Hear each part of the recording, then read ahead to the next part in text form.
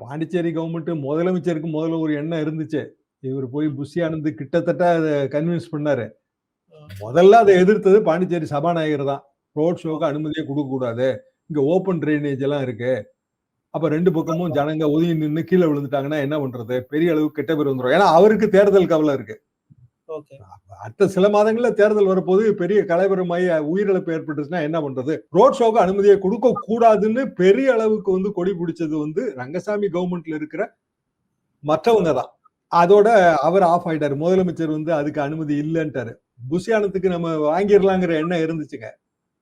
அதுக்கு பிறகு இடம் 5ஆம் தேதியில முதல் கூட்டம். 5ஆம் தேதி ரோட் ஷோ, 5ஆம் தேதி கூட்டம். அதுதான் முதல் பிளான்.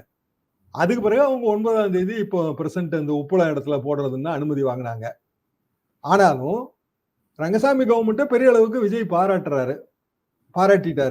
ரங்கசாமி கவர்மெண்ட்ங்கிறது பிஜேபியோட கூட்டணி அரசாங்கம் தான். ஆனா பிஜேபி கவர்மெண்ட்டை எதிர்க்கிறாரு. இப்போ முரண்பாடான நிலைதான். பாண்டிச்சேரி பாலிடிக்ஸ்ல இந்த மாதிரி முரண்பாடான நிலைகளுக்கு எப்போதுமே பஞ்சம் இருந்ததே கிடையாது.